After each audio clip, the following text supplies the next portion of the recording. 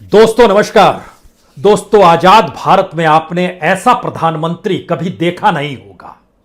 एक ऐसा प्रधानमंत्री जो इस देश को अंधेरी गुफा में ढकेल कर नहीं निकला, बल्कि वो जान रहा था, समझ रहा था कि धीरे धीरे देश एक अंधेरे में समा रहा है। यहां पर लाशें बिसती चली जा रही हैं, लोगों की मौत बढ़ती चली जा रही है, लेकिन उसी रवानगी के साथ चुनावी रैलियों में वह कूदता चला गया, चकाचौंध परोसता चला गया। मरने वालों की तादाद बढ़ती चली गई तो उतना ही जोश और उसी हर्षोल्लास के साथ चुनाव प्रचार में उसने आपको लगा दिया। आज शोर थम चुका है, आज हंगामा थम चुका है, आज नारे नहीं है, आज नौटंकी नहीं है। लेकिन इन सारी परिस्थितियों को इस देश ने बीते 1.5 महीने के दौरान जिस तरीके से भोगा है, और अब जब चुनाव परिणाम आए तो क्या यह कोई कह सकता है कि अब तो आंखों पर से पट्टी उतार दीजिए? क्योंकि आज हम आपके सामने परत दर परत और पन्ने दर पन्ने उन परिस्थितियों को रखना चाहते हैं। क्या वाकई किसी देश का प्रधानमंत्री अपने ही नागरिकों की मौत को अनदेखा कर चुनाव जीतने के लिए, सत्ता पाने के लिए उसकी कुलबुलाहट इस हद तक बढ़ जाए कि जैसे जैसे वो आगे बढ़े वैसे वैसे पीछे मौतों का सिलसिला बढ़ता चला जा रहा है, लेकिन उस दिशा में वह देखे ही नहीं। और जब मौत का सिलसिला एक पराकाष्ठा पे पहुंच जाए, उस दिन वो कहे आज मैं नहीं जाऊंगा बंगाल की गलियों में, मैं यहीं से एलईडी के जरिए अपने संबोधन को करूंगा और 6 जिले की या कहें 6 विधानसभा की सीटों पर लगभग 100 से 200 एलईडी लगा दिए जाएं स्क्रीन, और दिल्ली से बैठकर इस बात का अंदेशा देश के प्रधानमंत्री दें कि हम कोलकाता को आने वाले वक्त में भविष्य का शहर बनाएंगे। यह कौन सी परिस्थिति है जब देश लगातार परिवार दर परिवार, समाज दर समाज और जिले और राज्यों के भीतर भी मौतें हो रही हैं। देश के गृहमंत्री को भी फिक्र नहीं, कैबिनेट मिनिस्टर्स को फिक्र नहीं, मुख्यमंत्रियों को फिक्र नहीं, और इस देश की सामाजिक संस्था और सांस्कृतिक संस्था खुद को कहने वाली आरएसएस भी बंगाल के जिले दर जिले अपने आप को झोंक चुकी है। चाहे वो झारखंड हो, चाहे बिहार हो या उड़ीसा हो, 10,000 से ज्यादा लोगों की मौजूदगी, जो बीजेपी के सिंपैथाइजर हैं, उनके कैडर हैं, उनको पूरे बंगाल में बिखरा दिया गया, जिससे एक हंगामा देश में मचता रहे कि बीजेपी जीत रही है, नरेंद्र मोदी जीत रहे हैं, अमित शाह जीत रही हैं, इनकी तिकड़में जीत रही हैं, इनके नारे जीत रहे हैं, इन्हीं का धर्म जीत रहा है। एक ऐसी परिस्थिति में देश को लाकर आजादी के बाद से इस देश के किसी प्रधानमंत्री ने ऐसी स्थिति को ना दिखलाया, ना देखा, ना भोगा, ना फिर इस त्रासदी में लोगों को ढकेला। तो हमें लगता है कि आज पन्ने दर पन्ने खोल लीजिए, क्योंकि इतनी बुरी हार के बाद भी अगर देश के प्रधानमंत्री अपनी आंख से पट्टी नहीं हटाते हैं, देश के गृहमंत्री अब काम करना शुरू नहीं करते हैं, और कैबिनेट मिनिस्टर्स जो इशारे पर, निर्देश पर एक साथ चले जाते हैं चुनाव प्रचार के लिए, अपने अपने मंत्रालय में लौटकर इस देश की परिस्थितियों को बचाने में अब भी नहीं लगेंगे तो कब लगेंगे? इस देश ने इस देश की ऐसी परिस्थिति देखी आज से नहीं, याद कीजिए, नमस्ते ट्रंप से यह मामला शुरू हुआ था। उसके बाद मध्य प्रदेश के चुनाव सामने थे, संसद चलती रही, कई सांसद पॉजिटिव होते चले गए, लेकिन जब मध्य प्रदेश चुनाव की परिस्थितियों से पल्ला झड़ गया तो उसके बाद ही संसद को सैनिटाइज किया गया। इतना ही नहीं, उसके बाद बिहार इलेक्शन में 18 रैलियां प्रधानमंत्री की, जानते समझते हुए कि अब का मौका है कि आने वाले वक्त में कैसे खुद को सहेजा जाए। नहीं, बंगाल, 5 राज्यों के साथ बंगाल की परिस्थिति को कुछ ऐसा उसकी चकाचौंध ने प्रधानमंत्री को लपेट लिया कि हमें लगता है कि आज आपको हर पन्ने खोलने चाहिए। प्रधानमंत्री अप्रैल के महीने में, अप्रैल का महीना हम खास तौर से इसलिए जिक्र कर रहे हैं, हालांकि मार्च में भी उन्होंने चुनावी रैली की। मार्च की तारीख याद कीजिएगा तो 7 मार्च, 18 मार्च, 20 मार्च, 21 मार्च, 24 मार्च, इन जगहों पर प्रधानमंत्री बंगाल पहुंचे थे रैली करने के लिए। लेकिन हम अप्रैल से आज शुरुआत करते हैं। जरा देखते चले जाइए कि देश के प्रधानमंत्री का क्या हाल है और देश के गृहमंत्री का क्या हाल है, इस देश की पूरी मिनिस्ट्री का क्या हाल है। क्योंकि 50 से ज्यादा रैली, रोड शो, घरों में भोजन करना, यह देश के प्रधानमंत्री और गृहमंत्री ने पश्चिम बंगाल में किया है। लेकिन प्रधानमंत्री की 2 अप्रैल की रैली और देश में 714 लोगों की मौत 2 अप्रैल के दिन ही हुई, लेकिन प्रधानमंत्री यहां से उड़ान भरते हैं और चले जाते हैं बंगाल चुनावी रैली करने के लिए। उनके एक भी शिकन चेहरे पर उस रैली में भाषण देते हुए नहीं आती है। 3 अप्रैल दूसरी रैली करने प्रधानमंत्री निकलते हैं बंगाल। अगले ही दिन 513 लोगों की मौत 3 अप्रैल को होती है। 6 अप्रैल को निकलते हैं तीसरी रैली करने। अप्रैल के महीने में 630 लोगों की मौत होती है इस देश के भीतर में। 10 अप्रैल को निकलते हैं 839 लोगों की मौत होती है इस देश में कोविड पॉजिटिव होने के बाद उसी बीमारी से प्रभावित होकर। और ऐसा नहीं है कि यह बीमारी भारत में थी, हर कोई जानता है पूरी दुनिया में थी, हर कोई जानता है पूरी दुनिया लड़ाई लड़ रही थी, हर कोई जानता है हर देश का प्रधानमंत्री उससे 2-2 हाथ कर रहा था, अपने इंफ्रास्ट्रक्चर को मजबूत कर रहा था। लेकिन यहां तो चुनावी रैली थी, आंखें बंद थी, कान बंद थे, लेकिन सिर्फ शब्द कहे जा रहे थे, वह भी सत्ता पाने के लिए। और क्या कुछ कहा गया यह भी दोहराने की आज जरूरत नहीं है, क्योंकि उसके बाद 12 अप्रैल को फिर रैली करने निकले और उस दिन 879 लोगों की मौत इस देश में हुई। 17 अप्रैल को फिर रैली करने निकले और इस बार आंकड़ा 1500 को पार कर गया था। 1600 लोगों की मौत 17 अप्रैल को होती है। कोई चेतना नहीं, कोई फिक्र नहीं। और ध्यान दीजिए, उसके बाद जब यह तय करते हैं कि हम 23 अप्रैल को नहीं जाएंगे लेकिन वर्चुअल रैली करेंगे, वर्चुअल रैली यानी वहां पर कोलकाता, बीरभूम, मालदा, मुर्शिदाबाद, पश्चिमी वर्धमान का इलाका, इन जगहों पर 200 जगह पर एलईडी स्क्रीन लगा दी जाती है जिसमें प्रधानमंत्री पीएमओ से बैठकर या फिर अपने निवास से बैठकर भाषण दे और वहां के लोग सुने कि सत्ता चाहिए हमें और हम कोलकाता को भविष्य का शहर बनाएंगे। सिटी ऑफ फ्यूचर, यह शब्द का इस्तेमाल किया गया। इस देश के फ्यूचर को लेकर फिक्र नहीं थी। और उस दिन 23 अप्रैल के दिन इस देश में 2624 लोगों की मौत हुई, लेकिन प्रधानमंत्री ने उस दिशा में नहीं देखा। हमें लगता है कि जिस राज्य के भीतर ये चुनाव हो रहे थे वहां के भी अगर आंकड़े इन रैलियों के साथ जोड़ते चले तो 2 अप्रैल को बंगाल में 4 लोग मरते हैं, 3 अप्रैल को 5 लोग मरते हैं, 6 अप्रैल को 7 लोग मरते हैं, 10 अप्रैल को 12 लोग मरते हैं, 12 अप्रैल को 14 लोग मरते हैं, 17 अप्रैल को 34 लोग मरते हैं। और जिस दिन एलईडी स्क्रीन पर भाषण दिया जा रहा था, वर्चुअल रैली, 23 अप्रैल को, उस दिन 59 लोगों की मौत पश्चिम बंगाल में कोविड से ही होती है। लेकिन कोई फिक्र नहीं है। ये कैसी परिस्थितियों के साथ हैं, ये जानते समझते हुए कि प्रधानमंत्री मोदी की रैली और उसके ठीक समानांतर इस देश को देखने वाले देश के गृह मंत्री भी लगभग 50 से ज्यादा रैली, रोड शो, घर में जाकर भोजन करना और अपनत्वता को दिखलाना, यह सब कुछ हो रहा है। ये सारी परिस्थितियों के बीच में इन्हें संभाले कौन? कहते हैं कि आरएसएस पेरेंट ऑर्गेनाइजेशन है। पेरेंट का मतलब होता है जो मां बाप होते हैं, उस दृष्टि से देखिए। और उन्हीं में से निकले हुए ये नेता हैं। उस आरएसएस के डिस्ट्रिक्ट वाइज कैलकुलेशन किया गया था कि किस डिस्ट्रिक्ट में कितनी बड़ी तादाद में कितने आरएसएस के कार्यकर्ताओं की मौजूदगी होगी।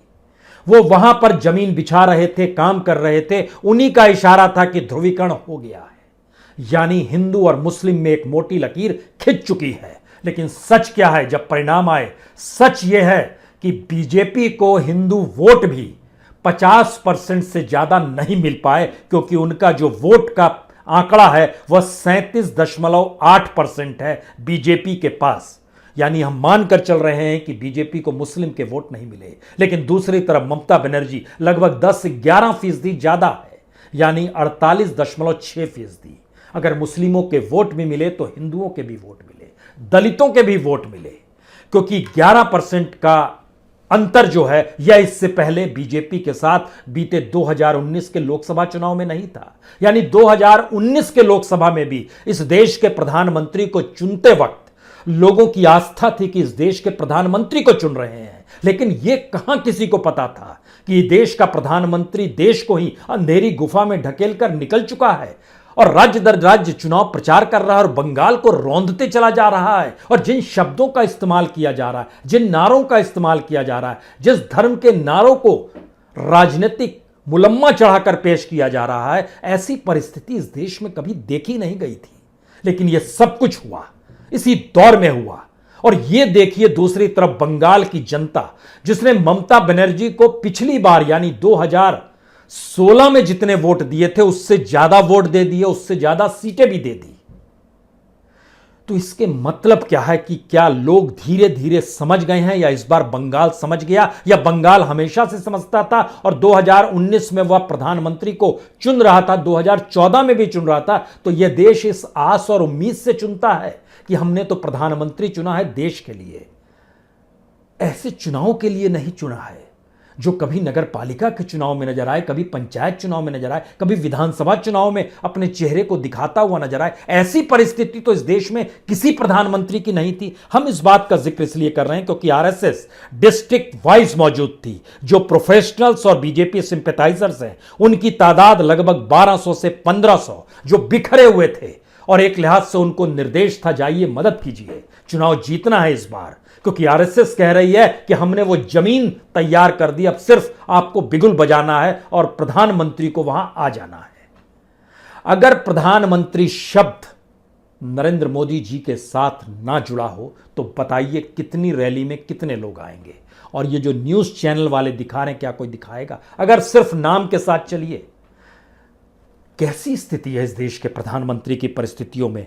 जो कैबिनेट मिनिस्टर्स 18 थे जो अलग अलग जगहों पर लगातार मदद कर रहे थे। इंदिरा गांधी का चुनाव रद्द कर दिया गया था, सिर्फ पीएमओ के एक अधिकारी की मौजूदगी रायबरेली में नजर आई थी, और इलाहाबाद हाई कोर्ट ने कह दिया था उस कानून के तहत जिसमें रिप्रेजेंटेटिव एक्ट के मातहत कहा गया था कि यह कैसे हो गया जब आप चुनाव है और आप मदद ले रहे हैं अधिकारी की। यहां तो 18 ब्यूरोक्रेट्स दिल्ली से चलकर बंगाल में चुनाव प्रचार की पूरी स्ट्रेटजी को बना रहे थे। कैमरे को देखने से लेकर भीड़ को मोबिलाइज करना, साउंड सिस्टम देखना, और उसके जरिए आने वाले वक्त में उस स्ट्रेटजी को हर उस जगह पर बनाते चले जाना जहां पर प्रधानमंत्री की रैली होने वाली है।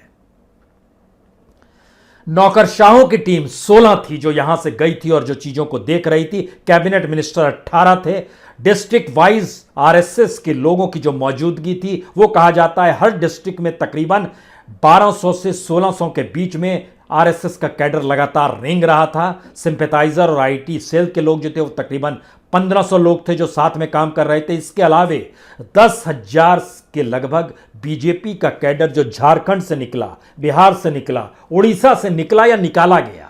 एक लिहाज से उनको वो नौकरी दी गई थी, कितने दिन आप प्रचार करेंगे तो आप ये नजर आना चाहिए कि बंगाल की गलियों में और वहां की सड़कों में सिर्फ और सिर्फ बीजेपी की ही गूंज है। एक ऐसा माहौल बना दीजिए जिसमें लगे चुनाव की जरूरत नहीं है, बीजेपी तो चुनाव जीत चुकी है। ऐसी परिस्थितियां इस देश में बनाई गई किसकी एवज में? इस देश की महामारी में मरते हुए लोगों की तरफ आंख मूंदने की परिस्थितियों के बीच में। इसका मतलब यह है कि अगर नमस्ते ट्रंप के बाद इस देश में चुनाव होते, इस देश में अगर बीजेपी और प्रधानमंत्री को जरा भी एहसास होता कि उन्हें अपने निजी लाभ इतना सत्ता के लिए हो जाएगा, तो इस देश में लॉकडाउन भी नहीं लगता, इस देश के भीतर में कोई पैकेज भी नहीं आता जैसे अभी नहीं आया है, इस देश के भीतर में वो कुछ भी नहीं होता जो उस पीरियड में, क्योंकि उस पीरियड में जो मरीजों की तादाद थी, जो प्रभावितों की तादाद थी, वो सारी चीजें तो अप्रैल के पहले दिन से ही ध्वस्त हो गई थी। क्योंकि हमें लगता है उस आंकड़े को भी आज आपको समझना चाहिए, क्योंकि जब हम आपको मौत का आंकड़ा दे रहे थे तो सोचिए इसी चुनाव के वक्त में जो आखिरी दिन चुनाव प्रचार का दिन था वो 27 अप्रैल थी। उस दिन भारत के भीतर में 3,293 लोगों की मौत हुई और देश के गृहमंत्री बंगाल में चुनाव प्रचार कर रहे थे। कल्पना के परे है ये।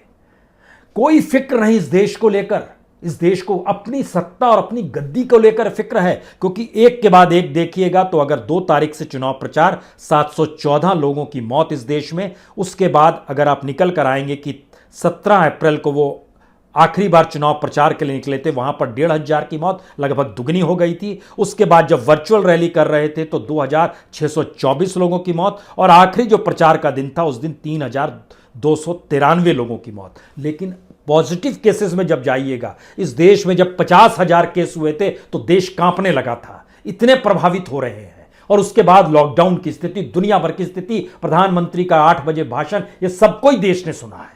लेकिन दोबारा लौटिए और समझने की कोशिश कीजिए। 2 अप्रैल को इस देश में कोविड से प्रभावित लोगों की संख्या थी 65,904। यह एक दिन का आंकड़ा है। 3 अप्रैल को जब रैली प्रधानमंत्री करने निकले थे तो यह आंकड़ा बढ़कर 72,973 हो गया था। तीसरी रैली जब 6 अप्रैल को करने निकले थे तो 93,141 लोग प्रभावित हुए थे। 10 अप्रैल को जब निकले तो 1,25,014 लोग प्रभावित हो चुके थे। 12 को निकले तो 1,43,108 लोग प्रभावित हो गए। यह एक दिन का आंकड़ा है जो प्रभावितों की संख्या में आपका जिक्र कर रहे हैं। 17 अप्रैल जब वो आखिरी रैली जो बंगाल उड़ान भर कर की थी उस दिन 2 लाख का आंकड़ा पार कर चुका था। 2,03,508 लोग कोविड से प्रभावित थे, लेकिन बेफिक्री थी, आंखों पे पट्टी थी, कान में बंद थे और चुनाव प्रचार के लिए प्रधानमंत्री पहुंच गए थे पश्चिम बंगाल की गलियों में रैली करने के लिए। और जब 23 तारीख को वह एलईडी स्क्रीन के जरिए संबोधित वर्चुअल रैली को कर रहे थे तो भी सोचिए 3 लाख का आंकड़ा छूने को था।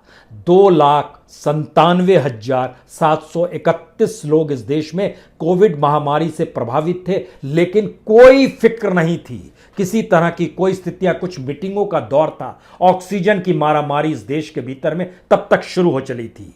अस्पतालों के गलियारों में, सड़कों पर, पटरियों में दिल्ली में लोगों को मरते हुए हर कोई देख रहा था।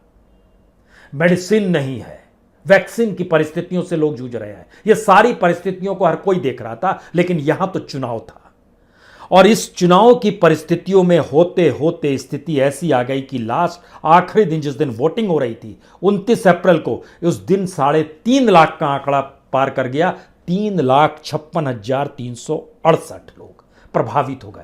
अब आप कल्पना कीजिए कि हम किस चुनाव का जिक्र आपसे करें और उस चुनाव को लेकर जिसमें इस देश को ही एक लिहाज से मौत के मुंह में ढकेल दिया गया और कोई इंफ्रास्ट्रक्चर पैदा बनाने की कोई जरूरत नहीं समझी गई।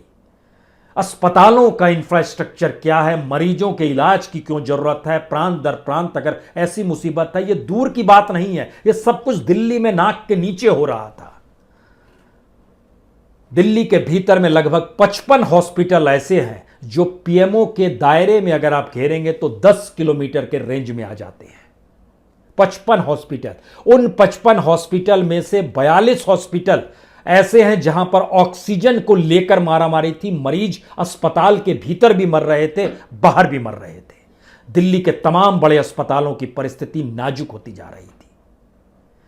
इसका मतलब क्या है?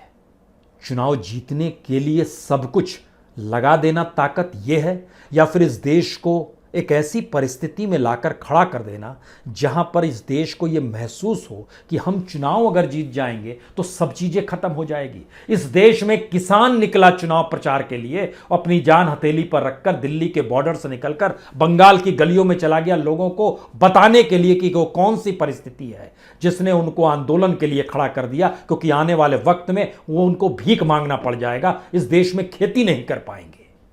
वो जगह जगह लोगों को समझाते रहे, तमाम जगहों पर बताते रहे। इस देश के भीतर में चुनावी जीत को परखना है तो केरल को परखिए। वामपंथी जीते हैं जो काम कोविड महामारी से लड़ने को लेकर वहां पर किया गया, उसकी तारीफ जो है दुनिया भर में हुई। पता नहीं यह भी नहीं पच पाया और कहा गया कि अंतर्राष्ट्रीय तौर पर मौजूदा राजनीतिक सत्ता को, जिसके सर्वोसर्वा प्रधानमंत्री नरेंद्र मोदी जी हैं, उनकी छवि धूमिल की जा रही है। यह एक अद्भुत नजारा है। क्या वाकई इस देश के कब्रिस्तानों में लाइन नहीं लगी हुई थी मौतों की? लोग भटक नहीं रहे थे, आंख में आंसू तक निकाल पाने की स्थिति में नहीं थे क्या? क्या इन सबसे आंखें मूंद ली जाएं वाकई और इस बात का जिक्र किया जाए कौन कहां जीता, कैसे जीता, किस रूप में जीता? तो बंगाल में तो आप बुरी तरह हार गए और उस ममता बनर्जी को वहां की जनता ने जिता दिया, जिसको आपने गुंडा भी कहा, लोफर भी कहा, तुतलेबाज, जो शब्द आपके पास थे, जो भी डिक्शनरी बनाई गई थी आपके विशेषज्ञों के द्वारा, सारी बातें आपने जिक्र किया, लेकिन आप चुनाव हार गए। तो अब जिम्मेदारी कौन लेगा? इस दौर में देश ने जिन हालातों को भोगा, कौन लेगा जिम्मेदारी इस बात की? और यह कैसे संभव है कि इस देश में 700 से 900 कंपनियां पश्चिम बंगाल के हर चुनाव को fair and fair, free and fair कराने के लिए लगी रही? इस देश के इलेक्शन कमीशन से जुड़े हुए 42 अधिकारी जो दिल्ली के इलेक्शन कमीशन को पल पल की खबर दे रहे थे और वहां से खबर निकलकर सरकार के पास जाती थी। यह काम खुले तौर पर हो रहा था। गवर्नर हाउस बीजेपी का पॉलिटिकल अड्डा था। गवर्नर हाउस में नेताओं की आवाजाही जो होती थी वह भी हो रही थी। इस देश में क्या जिम्मेदारी है, पार्लियामेंट्रीज को निकालकर विधानसभा का चुनाव लड़ने के लिए भेज दिया गया। इतना ही नहीं, एक मिनिस्टर भी है उसमें, बाबुल सुप्रियो, उसको भी भेज दिया गया कि आप चुनाव लड़िए, क्योंकि कम से कम एक सीट तो आप जीत लेंगे। क्योंकि लोकसभा जब जीत सकते हैं तो उस लोकसभा के अंदर में लगभग 7 से 8 विधानसभा की सीट आती है। आप एक सीट जीतेंगे, लेकिन लोगों का गुस्सा देखिए, उस एक सीट से भी हरा दिया गया। स्वपन दास गुप्ता अच्छे पत्रकार रहे, लेकिन क्या स्थिति आ गई। राज्यसभा पहुंचे और वहां से उनको फिर उठाकर विधानसभा का चुनाव, वह भी चुनाव हार गए। इस देश में ना संसद का महत्व है, ना विधानसभा का महत्व है, ना नेताओं का महत्व है, ना चुने हुए नुमाइंदों का महत्व है, ना कैबिनेट मिनिस्टर का महत्व है। महत्व सिर्फ एक व्यक्ति का है, और वो है देश के प्रधानमंत्री नरेंद्र मोदी जी। ऐसी स्थिति क्या वाकई आपने 1952 में इलेक्शन के बाद, जब नेहरू पहले प्रधानमंत्री के तौर पर थे, अगर उसको पलट लीजिए और 1947 में भी चले जाइए, जब इस देश में नेशनल गवर्नमेंट बनी थी, हर जगह के नुमाइंदे थे, हर का एक अपना महत्व था, हर अपने क्षेत्र में विशेषज्ञ थे, अपने अपने तरीके से काम करने में माहिर थे। बाबा साहब अंबेडकर भी उस कैबिनेट में थे, श्यामा प्रसाद मुखर्जी भी उस कैबिनेट में मौजूद थे, हर कोई उस कैबिनेट में मौजूद, सरदार पटेल भी उस कैबिनेट में मौजूद थे। लेकिन देश के चलाने के लिए इस देश की मंत्रिमंडल के लोगों को अगर मोहल्ले में चुनाव प्रचार में झोंक दिया जाए और कहा जाए तुम्हारी उपयोगिता यही है, सांसद को उठाकर विधानसभा का चुनाव लड़ा दिया जाए, मंत्री को कहा जाए तुम छोड़ो इसको, इन परिस्थितियों से यह देश इससे पहले क्या कभी जूझा है? कभी नहीं। और ये एक ऐसी परिस्थिति है जिसमें आखिर में हमें लगता है ये कहते हुए किसी को भी शर्म आ जाएगी कि आज जब सब कुछ थम चुका है, सारी परिस्थितियों को लेकर हो सकता है अपना अपना आत्मलोकन हर कोई करे, लेकिन यकीन जानिए ये देश सत्ता की ऐसी मदहोशी में खोया हुआ है, वो आत्मलोकन कर रहा है चुनाव क्यों हारे। बहुत बहुत शुक्रिया, बहुत बहुत शुक्रिया।